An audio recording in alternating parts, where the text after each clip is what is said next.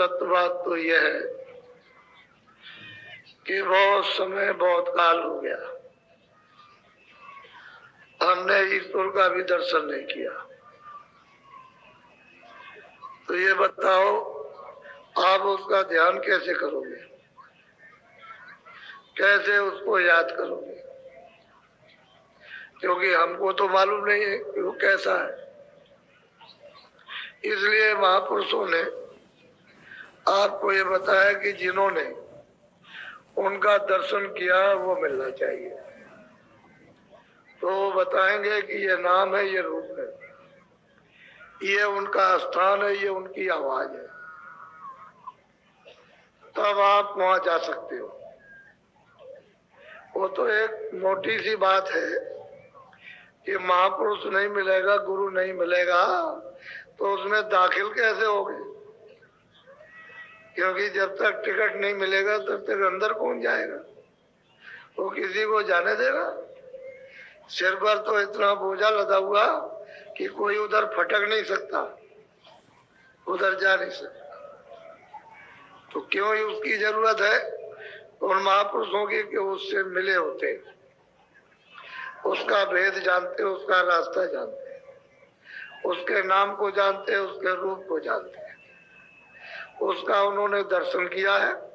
तो जिन्होंने दर्शन किया है वो आपको वहां तक पहुंचा देंगे और मिला देंगे, दर्शन करा देंगे। इसलिए फकीरों की और महापुरुषों की अहमियत बहुत महान जरूरत है।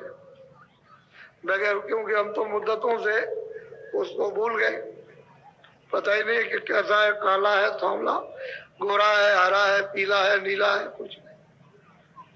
अब यहाँ तो ये जो मूर्तियों की स्थापना हुई है तो आप अंतर से बाहरमुख हो गए।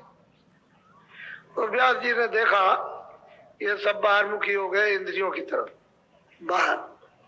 तो ऐसे आदर्श पुरुषों की ऐसे मतलब है कि एक तस्वीर, एक मूर्त बनाई जाए बड़ी आंख वाली, और एकांत में रख दिया जाए और लोगों से कहा जाए कि चलो वहां, और वहां चल के क्या करो कि अपनी आंखों से उनकी आंखों को देखो, एक टक हो करके। तो ये जो आंखें आपकी जो हिलती है, पलक हिलते हैं, वो धीरे धीरे धीरे धीरे धीरे धीरे उनकी उस आंख की पुतली को देखते देखते स्थिर हो जाएगी। जैसे ही आंख स्थिर हो जाए वैसे ही बाहर की बंद कर लो तो अंदर की तीसरी आंख खुल जाएगी। ये उन्होंने एक सुविधा अंतर्मुख जाने के लिए उन्होंने लोगों के सामने पेश की, रखी। थोड़े दिनों तक तो ये चली, थोड़े दिनों तक तो थोड़ा बहुत लोगों को अनुभव हुआ, लेकिन बाद में वो चले गए तो फिर लोग भूल गए, अब बिल्कुल भूल गए, पता ही नहीं। वो तो देखता है, बोलता है, सुनता है, वो प्रकाशमान है, उसके यहाँ अंधेरा नहीं है, कोई वहां पाप नहीं, कोई पुण्य नहीं, ये कोई झगड़े झंझट नहीं, ये सूरज वहां नहीं निकलता, न वहां डूबता है, न ये हवा है, न गर्म न सरद, ये कोई चीज वहां नहीं। लेकिन फिर कैसे जाओगे आप? तो महापुरुषों की जरूरत है, वो मिले हुए मिला देंगे, क्योंकि महापुरुष सबसे मिले रहते हैं। वो ईश्वर से भी मिले हुए, ब्रह्म से भी मिले, पार ब्रह्म से भी मिले, और महाकाल पुरुष से भी मिले, और अपने देश में आते जाते तो सबसे मिला देंगे, सबके पास पहुंचा देंगे। लेकिन वो मिलना तो चाहिए, वो नहीं मिलेंगे तो कैसे आप? और जो कहीं कुछ नहीं है, कहीं आता जाता नहीं, कुछ देखा सुना नहीं, तो ये बताओ कि कैसे वो जाएगा और कैसे आप जाओगे? इसलिए जो किताबों में लिखा है वो तो हम मानने को तैयार नहीं है। वो रामायण में लिखा हुआ, लेकिन उसको हम नहीं मानते। जो आपकी इच्छा हो, जो आपकी समझ, बस उसी को मानते हो। अगर कोई कहे कि नहीं ये है, तो कहते हम नहीं है, ये नहीं है। तो आप अंधकार में, अज्ञान में बोल रहे हो, और वो तो ज्ञान में बोलता है, वो ज्ञान में बता रहा, आप अज्ञान में बता रहे हो। अब यही पूछा जाए कि उन्होंने लिखा है कि प्रकृत पार प्रभु और बासी, ब्रह्म निरीय विरज अविनाशी, काम होकर कारण आई। कहता अब पूछा जाए भाई प्रकृति कहाँ है तो आप क्या बताओगे? और आप कहोगे कैसे कि प्रकृति कहाँ पर है? तो आपको उसका बोध ही नहीं है, उसका ज्ञान नहीं है, तो आप कुछ नहीं बता सकते। और वो कहते पार है, ब्रह्म निजे विरज अविनाशी, कहते हैं कि वो पार है, उसका कभी न नाश होता न नाश हुआ, जैसे पहले था वैसे ही अब भी है। लेकिन अब यह है कि महापुरुष मिलना चाहिए। वो तो असल में सब जीवों के हितकर होते हैं, उनके यहाँ जो चलना चाहे चलो, वो तो चाहते हैं, वो तो मतलब ये है कि आवाज देते हैं कह देखो भाई ये है समुद्र, ये नाव लगी हुई है, भवसागर है, इसमें नाम रूप की नौका लगी है, जहाज लगा हुआ है, चलो चलो चलो चढ़ चलो चलो इस पर चढ़ जाओ, सवार हो जाओ। बस जब ट्रेन लगाई उन्होंने तो आपको चाहिए चढ़ जाओ, बात उन्होंने छकड़ा भर लिया और जहाज छोड़ दिया, जीवों को पार कर दिया। मिलना तो चाहिए कोई ना कोई, अब कोई मिलता ही नहीं कि पता ही नहीं किसी को। तो चीज यह है कि वो सत्पुरुष ने, वैसे तो 16 पुत्र हैं, उन्होंने अपने देश से निकाले, 4 का तो उन्होंने भेद बताया, बाकी सब गुप्त है, और किसी महापुरुष ने खोले नहीं, किसी भी महापुरुष ने नहीं खोले, संकेत तो दिए लेकिन खोला नहीं कि उनका कितने बड़े बड़े लोग हैं। ये वैसे जो यहाँ से जाते हैं वो सब देखते हैं, लेकिन कितने बड़े बड़े लोग हैं वो कुछ नहीं बता। 4 पुत्रों का विवरण किया है, तो एक ईश्वर, एक ब्रह्म, एक पार्वती, एक महाकाल,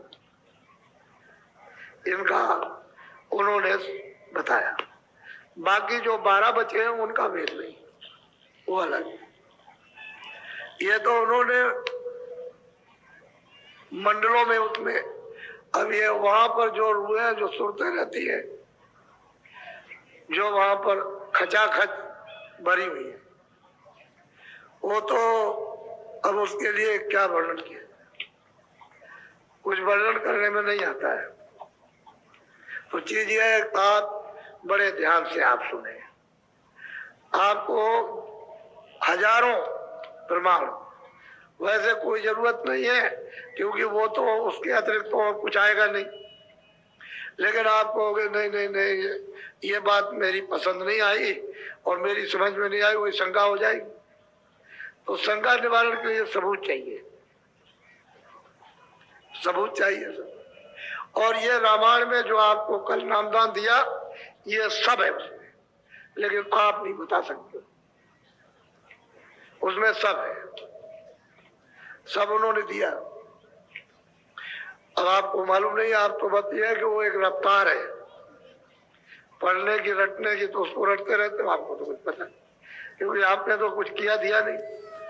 तो अब ये है कि अब है उसमें और अब कैसे हो, लेकिन वही जब सबूत रख दिया गया, प्रमाण दे दिया तो चुप हो जाते हो कि भाई हमारी चीज में लिखा। जब तुम्हारे यहाँ सब जगह लिखा है कि दिव्य नेत्र है, ज्ञान चक्षु है, तीसरा नेत्र है, तो आपको खोज करनी चाहिए कि कहाँ है। अब तुम कहते हो कि नहीं वो तो राम के पास होगा, वो तो मतलब शिव जी के पास होगा, नहीं सबके पास है। ये जितने बैठे हुए सबके पास, जो यहाँ आए और चले गए मनुष्य नर नारी, उन सबके पास है। यानी तीसरा नेत्र जितने भी जीव जन पशु पंछी है सबके पास है। लेकिन जिस तरह से मनुष्य ये अनमोल साधना का धाम मिला, इसमें वो करके प्राप्त नहीं कर सकता है, तो उसमें तो साधन नहीं है, वो भोग योनि है, ये मनुष्य शरीर कर योनि है। लेकिन तीसरा नेत्र उसमें भी है, तीसरा नेत्र भी है, तीसरे कान भी है और तीसरी नाक भी है। जितने भी जीव जंतु हैं, कोई भी आला लगाइए ऐसे करके देखिए, छोटा से छोटा जीव होगा तो इधर देखो, दोनों आंखों के मध्य में सूरत बैठी है, ये सबके, चाहे गाय हो, भैंस हो, सुअर हो, घोड़ा हो, गधा हो, छोटे छोटे जीव जंतु हो, पशु हो, पंछी हो, सब में, और 2 आंखें सब में मिलेगी। दो कान सब में मिलेंगे, दो नाक सब में मिलेंगे। आप दूरबीन से देख लो, किसी में भी एक नाक नहीं, ये दो नाक, दो सुराख, दो कान के सुराख और दो आंखें, सब छोटे से छोटे, जो उसमें दूरबीन में यानी आप जो दिखाई देते उसमें भी, और देखो मध्य में बैठे हुए सबके। लेकिन ये साधना का स्थान है, केंद्र है। इससे मनुष्य शरीर से, पंचभौतिक शरीर से साधना होती है, और इससे वो आप अपनी दिमाग और दिव्य कान खोल सकते हो और जगह। तो मैंने अभी कल आपको बताया था कि भाई देखो, शरीर के ये इधर आपका हृदय नहीं है। कोई कहे कि हमारा ये दिल है, ये हृदय है, ये हार्ट है, ये यहाँ नहीं है। एक तो पिंडी मन, एक ब्रह्मांडी मन, एक पिंडी मन, एक अंडी मन, एक ब्रह्मांडी मन। तो ये पिंड का मन तो ये है उसका स्थान, लेकिन यहाँ जीवात्मा का हृदय तो है, उसका तो हृदय ये है ऊपर, ये ऊपर, ये इसके नीचे नहीं। नीचे तो दो आंख है, दो कान है, दो नाक, इधर है ही नहीं। इसके ऊपर बैठी हुई है, ऊपर इससे। तो उसका हृदय, उसका दिल है, इतना बड़ा है। अब यहाँ तो कोई है ही नहीं। वैसे कहा जाता है कि संसार इससे मतलब एक कितने लाखों हिस्सा ज्यादा, करोड़ों हिस्सा ज्यादा, इतना बड़ा आकाश है। अब यह है कि अब कूड़ा कचरा है, अब इसकी वजह से अगर कूड़ा कचरा हट जाए तो बिल्कुल साफ दिखाई देता है, फिर वो हर बचनीय हो जाता है, क्योंकि आप उसकी कोई मिसाल या नहीं दे सकते। इतना ही कह सकते हो कि बहुत बड़ा। उस समय पर तो जब ये था तो मतलब ये कि हृदय, ये दिल चम चम चम चम, ये सिंहासन है, इसको स्वच्छ और साफ जब कर लिया तो इसी पर तो प्रभु बैठेगा।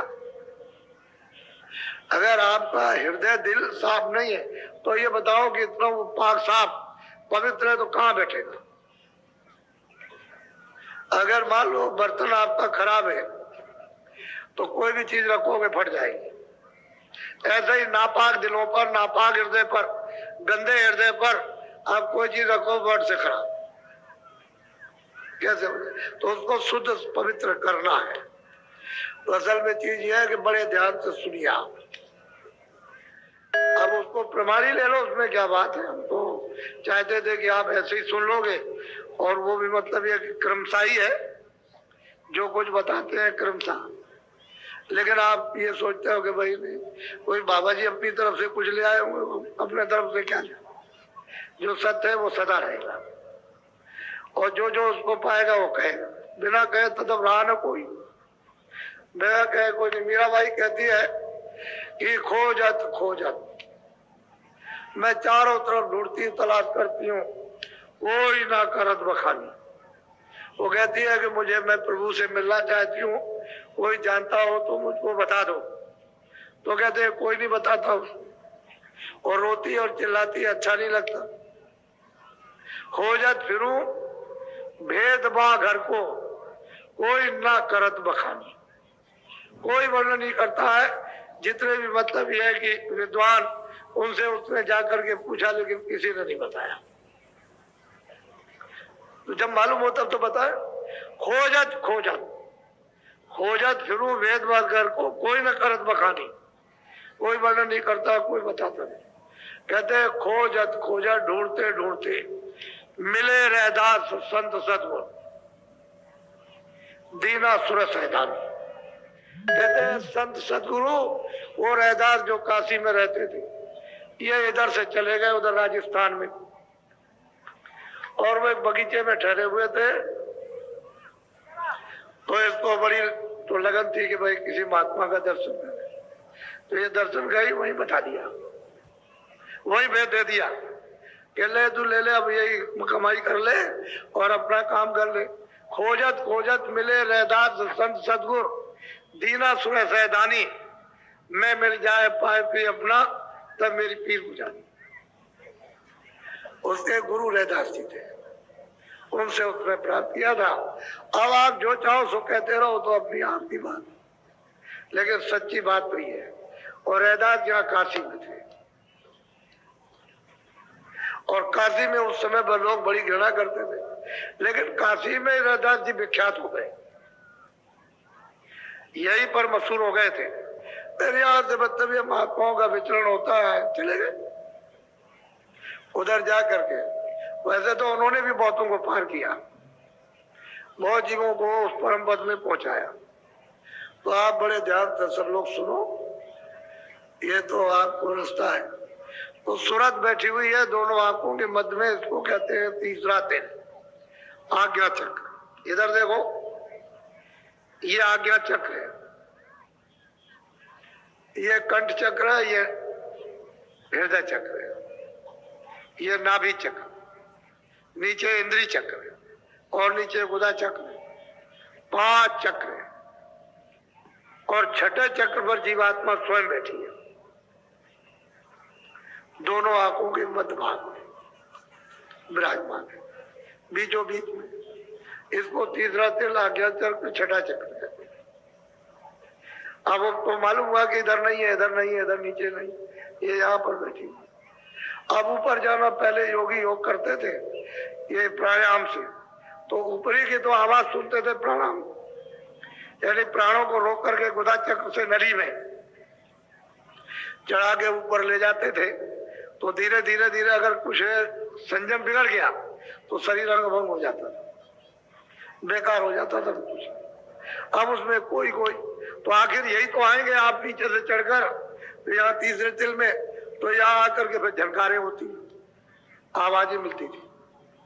तो यहीं से महात्माओं ने नीचे का छोड़ दिया और यहीं से ले लिया कि यहीं से तुम ऊपर से जो आवाज आ रही उसी को पकड़ लो और चलो, चढ़ चलो।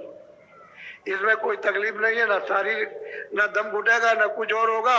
सीधा इधर से ध्यान हटा करके और उधर कानों के साथ लगा दो, बस इतने ही में काम बनना शुरू हो जाए।